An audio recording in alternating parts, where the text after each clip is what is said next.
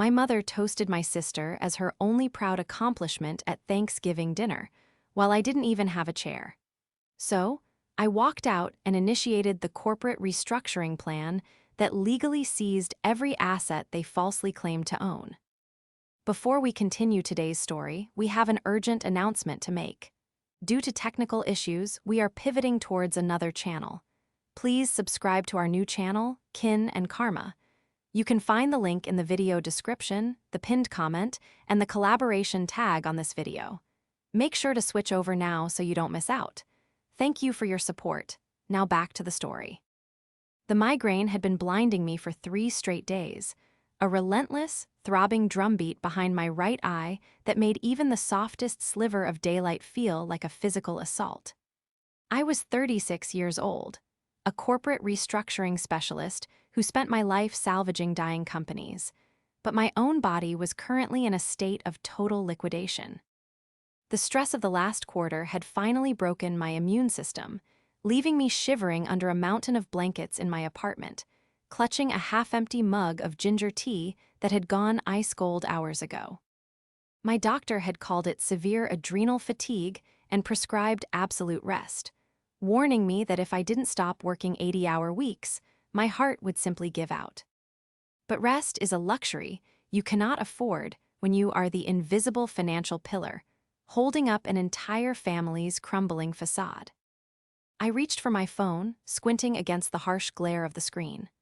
I only intended to check the time, to see if I had slept through the afternoon, and if I needed to drag myself out of bed to prepare for the obligatory Thanksgiving dinner at my parents' house later that evening. Instead, a notification banner caught my eye. It was an email from my father, Mason. Or rather, it was an email forwarded by Mason, clearly by accident, with the intended recipient being my mother, Margaret. The subject line was innocuously titled, FWD, Updated Trust and Corporate Transfer Docs, Gabriella. My thumb hovered over the screen. A cold, sinking sensation began to spread in the pit of my stomach, momentarily overriding the pounding in my head. I tapped the email to open it. The message thread below my father's accidental forward was a long chain between him, my mother, and a sleazy boutique lawyer I had specifically advised them never to use. As I scrolled through the text, my breath hitched in my throat, catching sharply as the reality of the words began to sink in. Margaret, the lawyer, confirmed that as long as Riley continues to service the primary corporate debt under her personal LLC, we can transfer the title of the lake house and the remaining liquid equity from the family firm directly into Gabriella's newly formed brand consultancy, Mason had written. We will announce the transfer to Gabriella at Thanksgiving dinner. It will be her official inheritance early. We just need to keep Riley distracted and make sure she doesn't review the Q4 ledger until the ink is dry. Below that was my mother's reply. Thank God, Gabriella deserves a fresh start without being weighed down by all that ugly corporate debt. Riley is built for the stress. She's practically a machine anyway. She won't even notice until next year, and by then, Gabriella will be established. It's the only way to ensure at least one of our daughters has a life to be proud of. I read the words again, and then a third time. Riley is practically a machine anyway. All that ugly corporate debt. I had spent the last 7 years slowly, painstakingly bailing my parents out of a massive, multi-million-dollar insolvency crisis that my father had caused through sheer incompetence. I had leveraged my own professional reputation, taken out loans in my name, and restructured their failing company into a holding entity just to keep a roof over their heads. I had sacrificed my 20s, my relationships, and now my health entirely for them. And here they were, actively conspiring to strip the only remaining assets of value out of the company, gift them to my younger sister Gabriella, and leave me holding a bag of toxic, crushing debt that would financially ruin me forever. The room spun. A wave of profound, suffocating nausea washed over me, so intense I had to grip the edge of the mattress to keep from falling onto the floor. This wasn't just a slight. This was a calculated, devastating financial assassination orchestrated by the people who had given me life. The betrayal was worse than the diagnosis itself. For almost an hour, I simply sat in the silent gloom of my bedroom, the blue light of my phone screen long extinguished. The physical pain in my body was entirely eclipsed by a cold, hollow numbness that seemed to echo in my chest. My mind, usually a rapid-fire processor of spreadsheets, risk assessments, and strategic forecasts, was completely blank. I felt like a building that had just undergone a controlled demolition, waiting for the dust to settle before the wreckage could be surveyed. The silence was shattered by the harsh, vibrating buzz of my phone against the wooden nightstand. I flinched, my eyes darting to the caller ID. Mom. I let it ring 3 times, taking a slow, shaky breath to steady my racing heart. I pressed the phone to my ear. Hello. Riley, honestly, are you still sleeping? Margaret's voice was sharp, a familiar tone of perpetually irritated disappointment that I had heard my entire life. There was no hello, no inquiry about my severe illness, just immediate, grating impatience. Dinner is at 6. The caterers are already setting up, and Gabriella is bringing 3 of her new clients. I expect you to be here, and please, try to look presentable this time. Don't wear one of those drab gray corporate pantsuits. It's Thanksgiving, not a board meeting. I closed my eyes, visualizing the email thread still sitting in my inbox. She's practically a machine anyway. I'm still very sick, Mom, I said, my voice hoarse, devoid of its usual accommodating warmth. My fever spiked again last night. Oh, for heaven's sake, Margaret sighed heavily into the receiver, the sound dripping with theatrical exhaustion. You always do this, Riley. You always find a way to make everything so difficult right when we need things to be perfect for Gabriella. She has had a very stressful month launching her new brand, and she needs family support today. Take a pill, drink some coffee, and get over here. And don't bring up work tonight. Nobody wants to hear about your depressing spreadsheets while we are trying to celebrate. She didn't wait for my response. The line went dead with a sharp click. I pulled the phone away from my ear and stared at the dark screen. The sheer audacity of her demands, the casual cruelty woven into every syllable, was staggering. She wanted me there not as a daughter, but as a prop. A quiet, drab background character to sit silently while they celebrated the sister who was actively being handed the fruits of my decade of grueling labor. They wanted me to smile and pass the cranberry sauce while they finalized my financial execution. I slowly pushed the heavy duvet off my legs and swung my feet over the edge of the bed. The room tilted dangerously, and a wave of dizziness forced me to grip the nightstand, my knuckles turning white. I forced myself to stand. The weakness in my legs was profound, a physical manifestation of the exhaustion that had plagued me for years. But as I stood there in the quiet of my apartment, the numbness began to recede, replaced by a slow, burning ember of crystalline focus.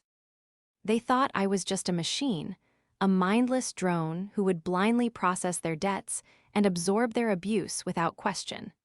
They thought they could outmaneuver a senior restructuring specialist in a game of corporate asset transfer. I walked over to my desk, my reflection in the dark monitor showing pale skin and dark, bruised circles under my eyes. I looked terrible.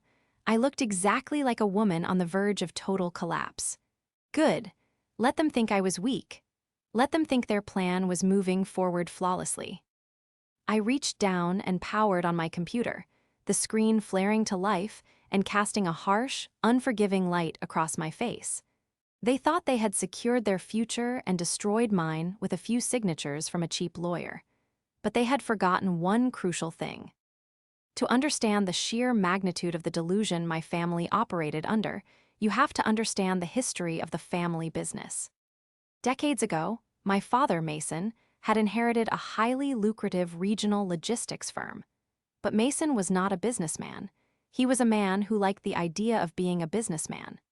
He liked country club memberships, expensive leasing agreements on imported cars, and taking clients to exorbitant dinners. He had slowly bled the company dry over 20 years. By the time I was 27 and working my way up at a top-tier corporate restructuring firm in the city, the family business was weeks away from Chapter 11 bankruptcy. The bank was preparing to foreclose on my parents' sprawling, heavily mortgaged estate. Mason had come to my small apartment in tears, a broken, terrified man, begging me to save him. "Just fix it, Riley," he had pleaded, his hands shaking. "Protect your mother. Don't let her know how bad it is. It would break her heart." So I fixed it. I took a leave of absence, moved back into my childhood bedroom, and ruthlessly gutted the failing company. I negotiated with aggressive creditors, laid off dead weight, and personally assumed a terrifying amount of liability to secure bridge loans. I created a complex corporate structure, a holding company, to shield their remaining assets from immediate seizure. I worked 100-hour weeks, sleeping on the floor of the office, fueled by black coffee and sheer desperation, to save my family from the streets. And while I was drowning in legal filings and debt restructuring, my younger sister, Gabriella, was finding herself. Gabriella is exactly 30 years old and has never held a job for longer than 6 months. She is stunningly beautiful, armed with a perfectly curated online aesthetic and a vocabulary consisting entirely of empty corporate buzzwords she doesn't actually understand. While I was fighting off aggressive debt collectors, she was studying abroad in Florence, entirely funded by credit cards Mason had secretly taken out against the company's dwindling lines of credit. Whenever I tried to confront my parents about her reckless spending, Margaret would fiercely intervene, her eyes blazing with protective fury. "Gabriella is creative, Riley," Margaret would snap, waving away my spreadsheets. "She has a vision. She isn't meant to be trapped in a dreary office like you. She needs capital to build her personal brand. You just don't understand because you don't have an artistic bone in your body." Gabriella's personal brand currently consisted of calling herself a lifestyle and brand consultant. She essentially demanded money from my parents to buy designer clothes, go to exclusive resorts, and take photos of herself, claiming it was all networking and brand building. She had no actual clients, no revenue streams, and no discernible skills other than manipulating my mother into believing she was on the verge of international superstardom. And now, according to the email, they were transferring the last solvent assets, the lake house and the remaining liquid capital I had fought so hard to secure, directly into Gabriella's fictional consultancy, to protect it from the massive debt they had accrued and that I was currently managing.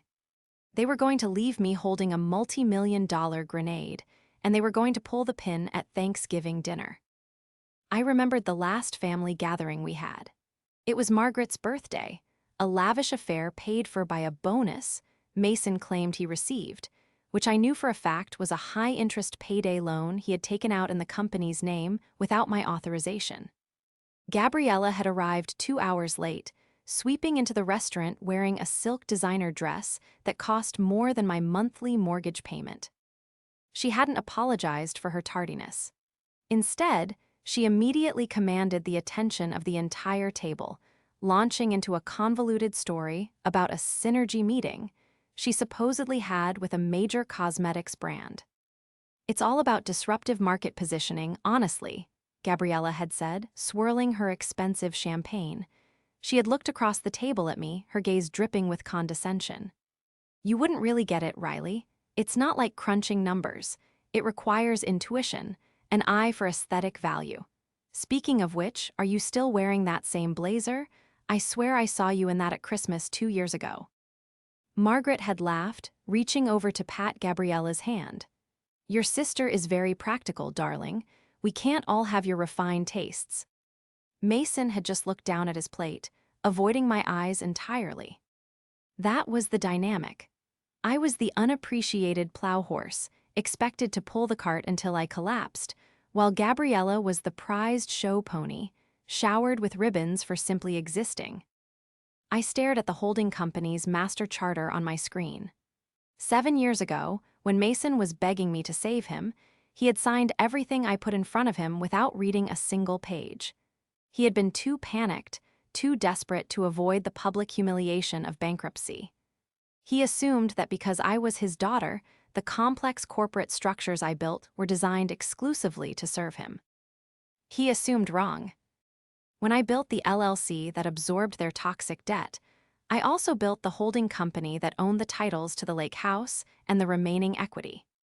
And hidden deep within the dense, 90-page operating agreement, written in impenetrable legalese that neither Mason nor his cheap boutique lawyer could ever hope to decipher, was a single, devastating clause regarding voting shares and executive control. I didn't just manage the holding company, I owned it. I hit print on the master charter, the machine whirring to life beside me. Tonight, I was going to let them have their little celebration. I was going to let them toast to the golden child. And then, I was going to show them exactly what a corporate restructuring specialist does to a hostile, failing entity. The moment the printer finished churning out the 90-page master charter, my exhaustion evaporated, replaced by a cold, hyper-focused adrenaline. I was no longer a sick, tired daughter. I was a senior financial analyst examining a hostile entity attempting a hostile takeover of my assets. I sat back down at my desk, my fingers flying across the keyboard as I log D into the secure, encrypted banking portals I had set up years ago to manage the family's labyrinth of debt. Mason, in his infinite financial ignorance, had assumed that because his name was on the outgoing checks, he still retained executive authority over the holding company. He didn't understand that I had structured the entire enterprise under a blind trust, of which I was the sole irrevocable trustee. I had done it initially to protect the assets from his creditors, but now it was protecting the assets from him. I needed to see exactly how far this delusion had gone. I navigated to the outgoing wire transfer logs for the past 3 quarters. My eyes scanned the digital ledger, and my jaw tightened.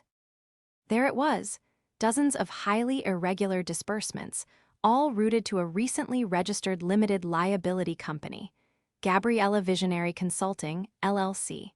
I clicked into the detailed transaction histories, forcing myself to read every single line item. The sheer audacity of what I was looking at made my stomach churn. These weren't modest withdrawals for legitimate startup costs like website hosting or legal incorporation fees. These were massive, bleeding hemorrhages of capital, masked behind laughably vague corporate jargon. There was a $12,000 wire transfer categorized as immersive market research retreat.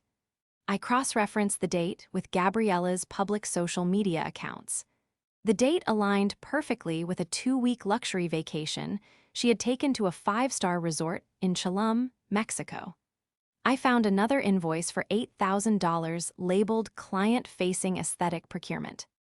That one matched a photo she had posted holding a limited edition designer handbag, complete with the caption, "Investing in the brand." For over a year, my father had been quietly siphoning the very funds I was meticulously managing to keep the bank from foreclosing on his home, funneling them directly into Gabriella's lavish, fabricated lifestyle. He was stealing from the life raft to buy his favorite daughter first-class tickets on a sinking ship. But it wasn't just the petty theft of the cash reserves that solidified my strategy. I dug deeper, pulling the state registry files for Gabriella Visionary Consulting, LLC. I needed to know what this so-called business actually consisted of. It took me less than 20 minutes to uncover the hollow core of her entire operation. The company had 0 registered clients. It had generated 0 taxable income. The only money moving into the LLC was the money Mason was illegally transferring out of the holding company. I printed every single wire transfer, every fraudulent invoice, and every damning state registry document. I collated them into a neat, thick manila folder. The paper felt heavy in my hands, a physical manifestation of a decade of my stolen labor and their profound deception.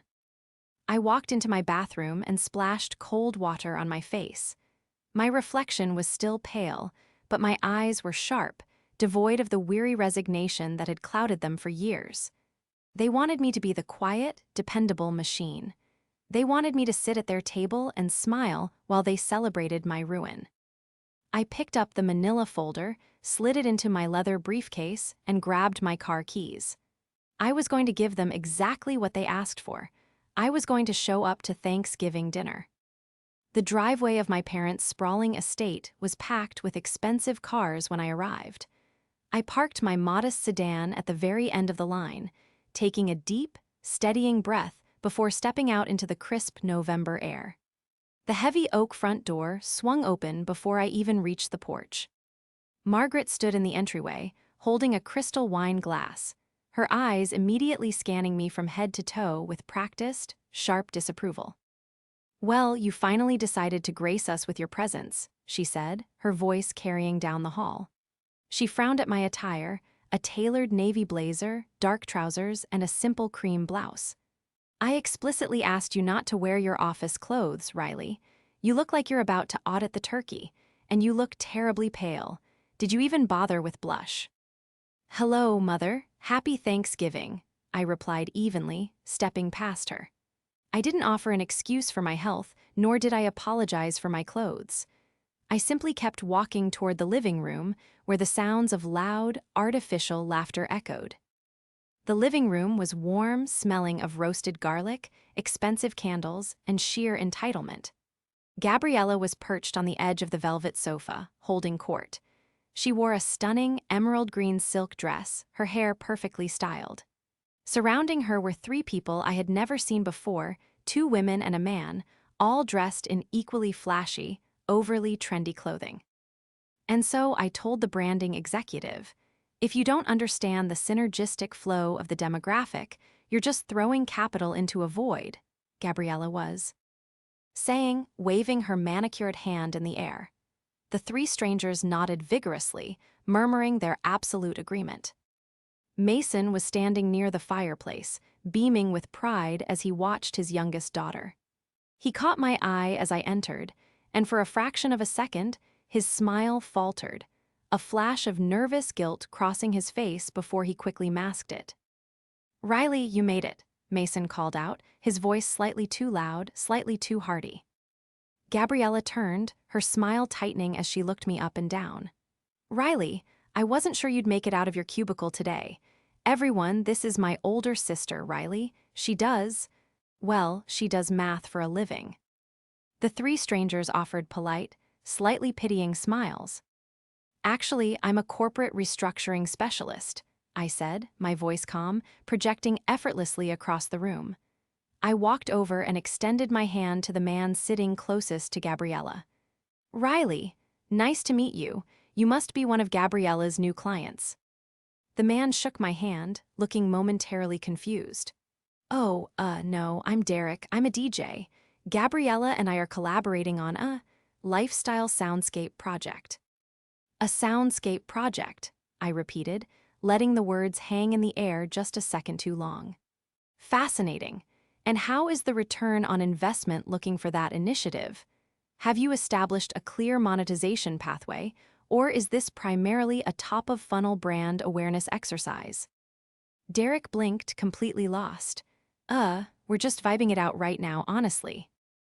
I turned to Gabriella, offering a bright, razor-sharp smile. "Vibing it out? How innovative. I was actually looking at your corporate filings this afternoon, Gabriella. Gabriella Visionary Consulting LLC, correct? I noticed something incredibly interesting about your revenue streams." The room went dead silent. The clinking of glasses stopped. Gabriella's perfect posture stiffened, her eyes narrowing. "Why are you looking at my business filings, Riley? That is completely inappropriate." "Just professional curiosity," I said smoothly, taking a step closer. "You see, in my line of work, we look for discrepancies. And the most fascinating discrepancy with your consultancy is that, according to the state tax registry, you haven't generated a single dollar of external revenue since your incorporation. In fact, your sole source of incoming capital appears to be direct, unclassified wire transfers from a holding company." Gabriella's face flushed a deep, furious red. She stood up abruptly. "You have no idea what you're talking about. My business is in the aggressive growth phase. I am building equity. You're just jealous because you sit in a gray box all day while I'm actually creating something beautiful." She was lashing out loudly, her threats empty, her lies obvious to anyone who knew how to listen. "You don't understand modern business," she yelled, her voice echoing off the high ceilings.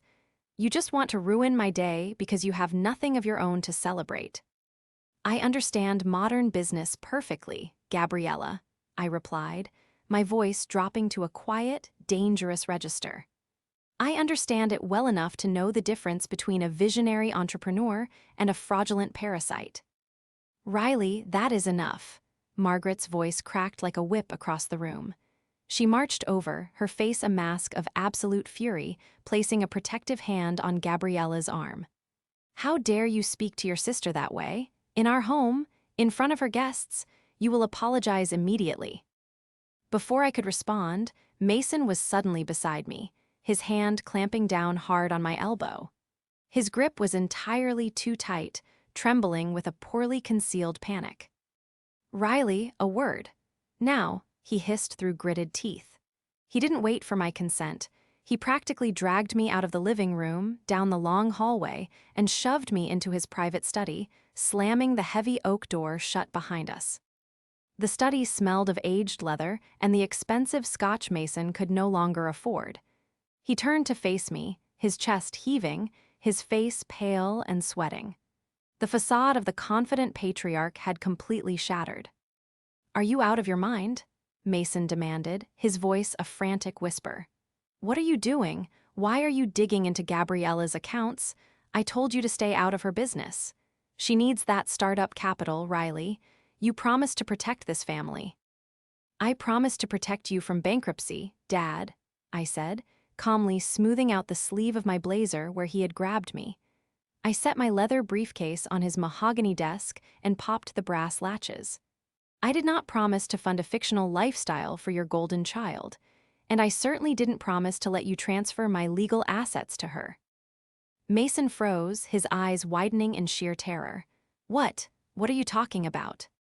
"I received your email this afternoon, the one you accidentally forwarded to me instead of Mom," I said, pulling the thick manila folder from my briefcase and dropping it onto the desk with a heavy thud. "The email detailing your brilliant plan to transfer the lake house and the remaining liquid equity to Gabriella." Mason opened his mouth, but no sound came out. He looked like a fish gasping for air. "Riley, you don't understand. Your mother insisted. Gabriella needs security. You're strong, you always figure things out. But the company..." "The company doesn't exist anymore, Dad," I interrupted, my voice devoid of any warmth. "You bankrupted the company 7 years ago. What exists now is a holding LLC. An LLC that I built. An LLC that I personally guaranteed. And an LLC that, according to the master charter you signed without reading, I hold 100% of the executive voting shares for." Mason stared at me, uncomprehending. No, that's my company. I am the president." "You are a figurehead," I corrected him coldly. I opened the folder and slid the first stack of papers toward him. "And you are a figurehead who has been committing corporate fraud. Look at these." Mason looked down at the highlighted spreadsheets. His hands shook as he picked up the first page.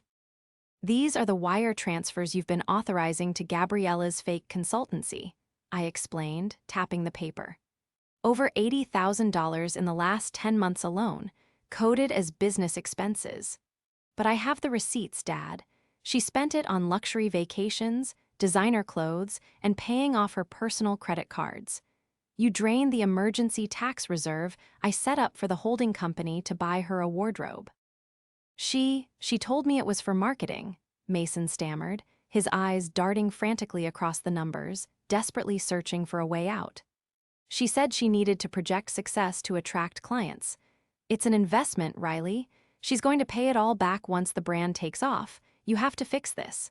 You have to move the money around like you always do.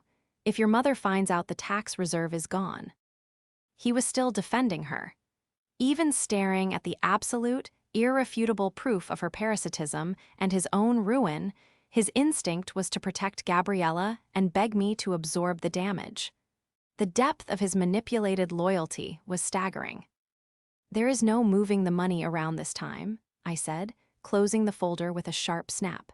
"Because as of 3 o'clock this afternoon, I have frozen every single outgoing account associated with the holding company.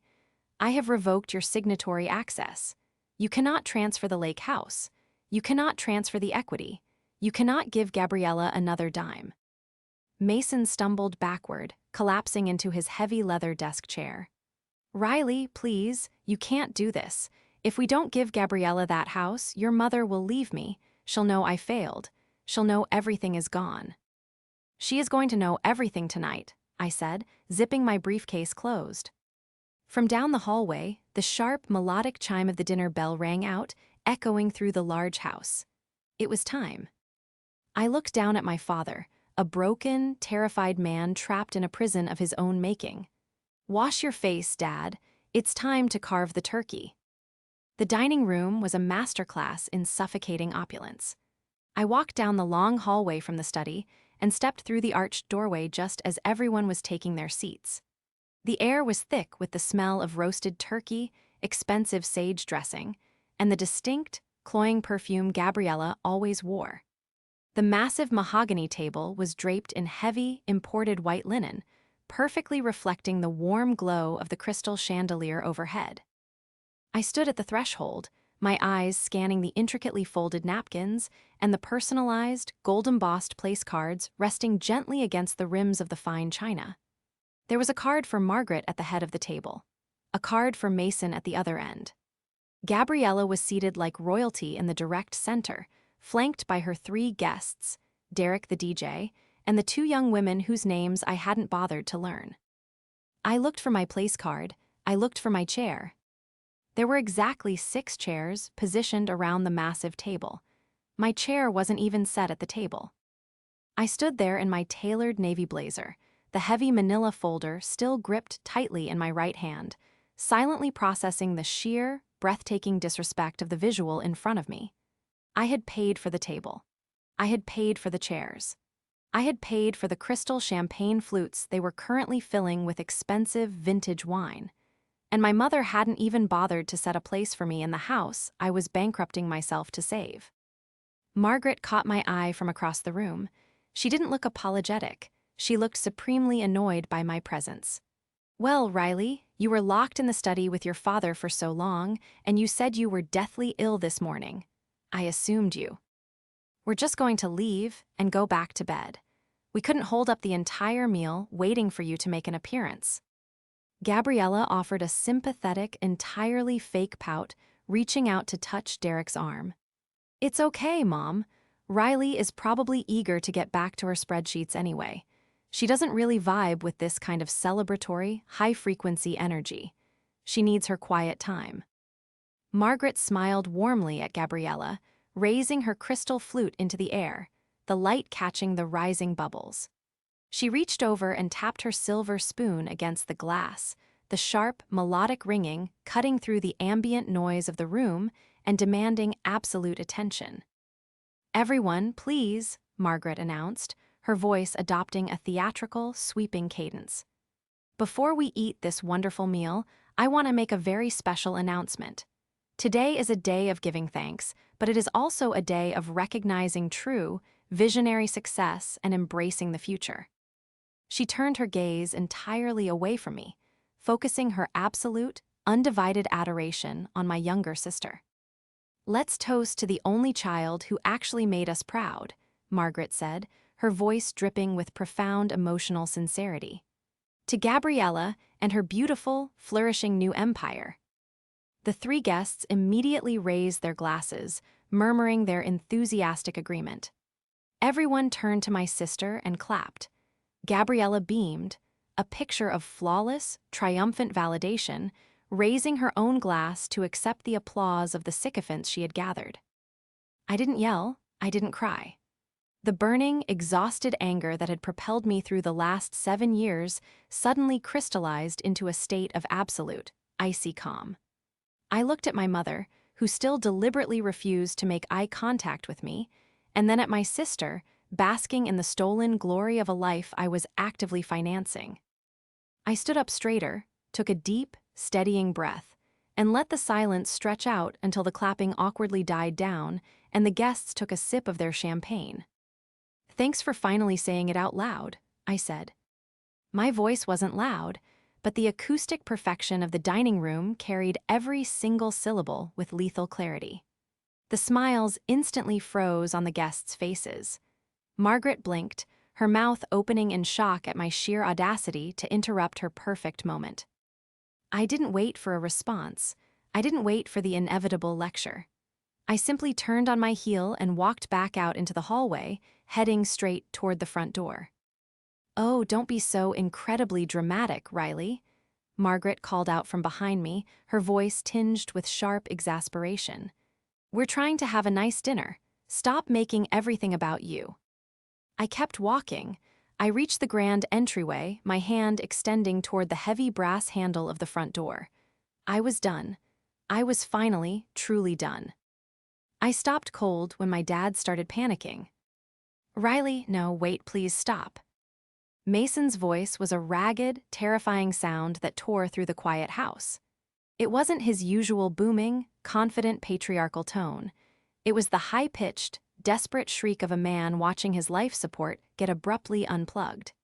He came sprinting out of the study, his face flushed a dangerous, mottled purple, practically tackling me from behind to keep me from turning the doorknob. "You can't leave, you can't," he gasped, his fingers digging painfully into the fabric of my blazer. He turned frantically back toward the dining room archway, his eyes wide and wild with absolute terror. "Margaret, don't let her leave. The accounts, Margaret. She froze the accounts. She owns everything." The dining room fell into a dead, horrifying silence. Margaret slowly lowered her champagne glass, her perfectly sculpted brow furrowing in deep, angry confusion. "Mason, what on earth are you blabbering about? What accounts? Control yourself in front of the guests." Gabriella stood up abruptly, her chair scraping loudly against the hardwood floor. Her face was pale. "Dad, stop it. You're embarrassing me in front of my network. Go back into the study." But Mason was utterly broken. The decades of lying, the crushing weight of the hidden debt, and the sudden, terrifying realization that I had actually cut the financial cord had finally shattered his carefully constructed reality. He looked at Gabriella, his golden child, and then back to his wife. The sheer panic in his eyes shifted, slowly transforming into a profound, devastating resignation. He let out a long, shuddering sob. "There is no network, Gabriella," Mason choked out, tears suddenly spilling over his lower eyelids and tracking down his flushed cheeks. He let go of my arm and took a slow, stumbling step toward the dining table, his hands trembling violently. "There is no empire. There is no money. There hasn't been any money for a very long time." "Mason, what are you saying?" Margaret demanded, her voice trembling slick. "TLY now." She looked from my father to me, realizing for the very first time that the power dynamic in the room had fundamentally, irrevocably shifted. "Riley, what did you do to him?" "I didn't do anything, Mother," I replied, my voice steady and cold. I walked slowly back into the dining room, stepping past my weeping father. I walked directly over to the center of the table, right to where Gabriella was standing. I dropped the thick manila folder directly onto her personalized gold-embossed place setting with a heavy, final thud. I just stopped paying for the illusion. I flipped the folder open. The top document was the state registry printout showing her zero-revenue business. The next was the heavily highlighted ledger of unauthorized wire transfers. "Dad," Gabriella commanded, her voice shrill and tight with sudden, genuine terror. She didn't look at the papers. "Tell her to stop. Tell her to get out of my house." But Mason didn't defend her. For the first time in his entire life, he didn't step in to shield her from the consequences of her own actions. He walked slowly over to the table, his shoulders slumped in total defeat, and he looked Margaret dead in the eye. "We are bankrupt, Margaret," he said, the words falling from his mouth like heavy stones. "We have been completely bankrupt for 7 years. I lost the company. I lost everything. The only reason we still have this house, the only reason we have food on this table right now, is because Riley took over the debt. She assumed millions in liabilities. She built a holding company to save us from living on the street." Margaret stared at him, her mouth opening and closing silently. She looked around at the opulent room, at the crystal and the silver, as if the walls themselves were suddenly made of cheap, dissolving cardboard. "And Gabriella's company," Margaret whispered, her eyes darting to my sister, a look of profound horror dawning on her face. "The startup capital you gave her is a massive, illegal fraud," I stated firmly, pointing to the spreadsheets so the guests could clearly see the numbers. I looked directly at Derek and the two women, who were now shifting incredibly uncomfortably in their seats, realizing they had blindly walked into a catastrophic family financial execution. Every single dime Gabriella has spent in the last 10 months, the trips to Chalum, the designer clothes, the networking dinners, was stolen by my father from the emergency tax reserve I built to pay off his corporate creditors. She has 0 clients. She has 0 actual income. She is a parasite feeding off the rotting corpse of our family's finances. "That's a lie," Gabriella shrieked, slamming her hands down hard on the table, violently knocking over her crystal champagne flute. The expensive liquid spilled across the white linen, dripping steadily onto the hardwood floor. "I am building a brand.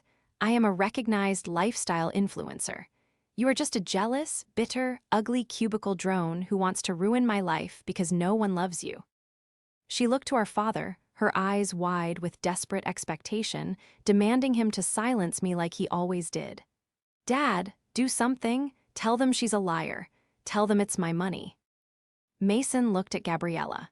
He looked at the spilled champagne dripping onto the floor, at the highlighted wire transfers exposing his crimes, and then at me, his exhausted, physically ill, fiercely competent daughter who had sacrificed her youth to save his foolish pride. "No," Mason said. The word was quiet, but it carried the immense weight of a dying star. He stood up a little straighter, wiping the tears from his face, a sudden, desperate strength washing over him as he finally abandoned the lie he had lived for a decade.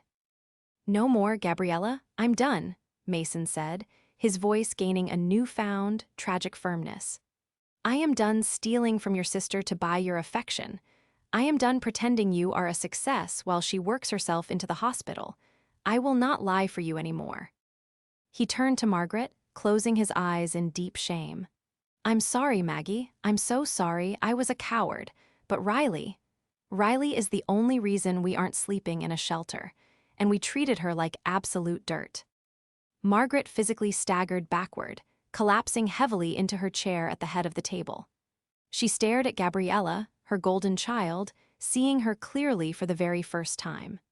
Not as a visionary entrepreneur, but as the incredibly expensive, cruel consequence of their own terrible, enabling parenting.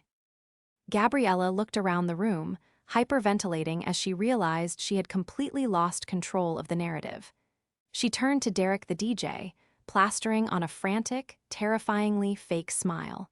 "Derek, please, you know my vision. You know the synergy we discussed." "Look, man, I'm just gonna go," Derek muttered, standing up so fast his chair nearly tipped over. He grabbed his coat from the back of his seat, refusing to make eye contact with her. The other two women were already standing up, their faces pale with profound, agonizing second-hand embarrassment. "This is way too intense for me, honestly. Good luck with all of the legal stuff."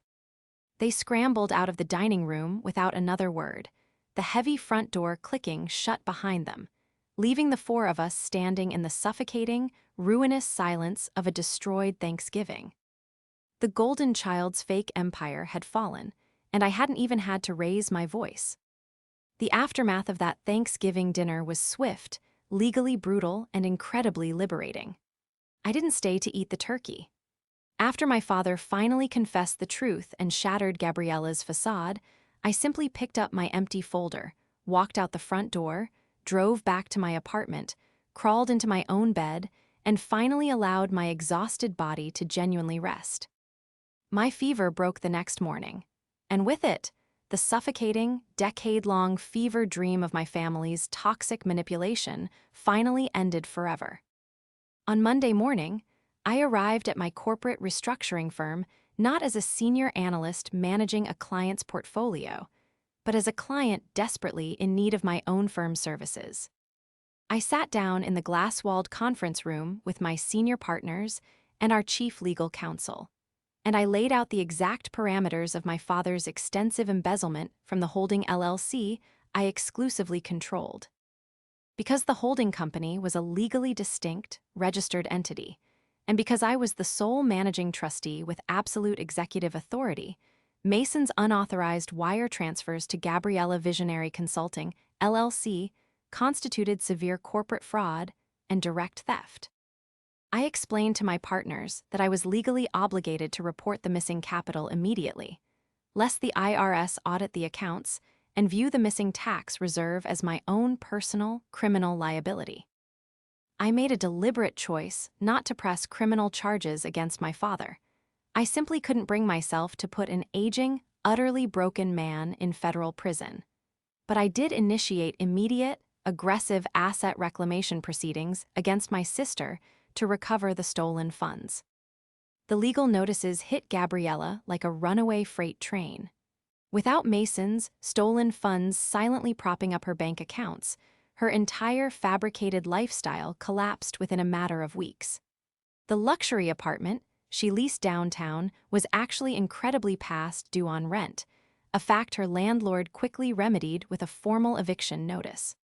Her high-limit designer credit cards, which she had been paying the bare minimum balances on using the wire transfers, were instantly frozen by the banks the moment the LLC payments abruptly stopped. She attempted to fight the reclamation in court, hiring a flashy, aggressive attorney she promised to pay on contingency. But when the attorney reviewed my ironclad corporate master charter and the absolute, irrefutable paper trail proving her business had zero legitimate revenue, he dropped her as a client immediately, warning her that fighting it would only result in her own imprisonment for receiving stolen funds.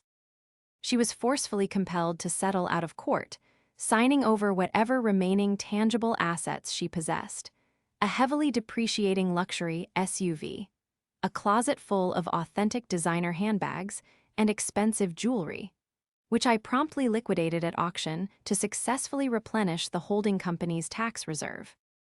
The last I heard from Margaret through the family grapevine, she was living in a small, dreary two-bedroom rented condo on the industrial outskirts of the city.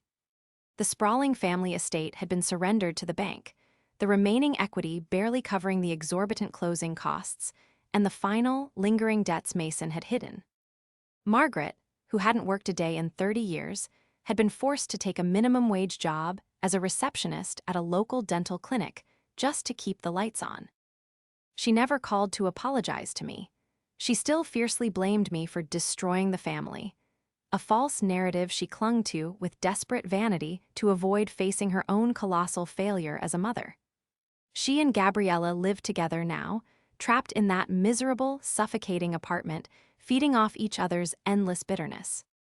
Gabriella was working a retail job at a local mall, forced to fold the very designer clothes she used to pretend she could effortlessly afford, her visionary consultancy, now nothing more than a humiliating footnote in the public record. Mason, however, chose a very different path. When the dust finally settled and the massive house was surrendered, he didn't follow Margaret to the miserable condo. He filed for divorce. The immense stress of the lies had finally broken their toxic marriage, and he realized he could no longer live in the enabling, delusional environment they had jointly created. 6 months after that fateful Thanksgiving dinner, I sat in a quiet, sunlit coffee shop near my office building. The brass bell above the door chimed, and Mason walked in. He looked significantly older, deeply tired, wearing a simple, inexpensive button-down shirt instead of his usual tailored, imported suits. But as he walked toward my table, he also looked incredibly light, as if a massive physical weight had finally been lifted from his shoulders. He sat down across from me, ordering a simple black coffee. We sat in silence for a long time, the ambient noise of the cafe filling the space between us. "I got a job," he finally said, his voice quiet but incredibly steady. "I'm a floor manager at a regional logistics warehouse out in the suburbs. It's not glamorous work. The pay is, well, it's what a man with my actual skill set deserves, but it's honest. For the first time in a long time, it's honest work." I took a slow sip of my green tea, looking at the man who had caused me so much profound grief and exhaustion. I'm genuinely glad to hear that, Dad. He looked down at his rough hands, his thumbs slowly tracing the edge of his ceramic coffee cup. Riley, I don't expect you to ever fully forgive me. I stole from you. I lied to you. I let your mother treat you like a second-class citizen while you were literally sacrificing your own life to save ours. I was weak. I was terrified of losing the image I had built for myself, and I sacrificed my best daughter to keep it alive. He looked up, genuine tears shining brightly in his tired eyes. You were the strongest person in that house. You always were. And I am so incredibly sorry that it took me losing absolutely everything to finally see you for who you are. I listened to his words, quietly waiting for the familiar, burning anger to rise in my chest, but it never came. The anger had burned itself out the moment I laid that manila folder on the dining room table. All that was left in its place was a quiet, profound sense of peace. I forgive you, Dad, I said softly, and to my own surprise, I meant it. But the financial boundaries remain permanent. I will never manage your accounts again. I will not bail you out if you overdraw your checking account. Our relationship moving forward is strictly as a father and daughter, nothing more. Mason nodded vigorously, a single tear slipping down his weathered cheek. I wouldn't ask you for a single dime, Riley. Never again. I just want the chance to know my daughter. We spent the next hour just talking. Not about crushing debt, or complex corporate structures, or Gabriella's latest catastrophic disaster, but about books we were reading, about the changing weather, about life. It was the very first normal, honest conversation I had had with my father in over a decade.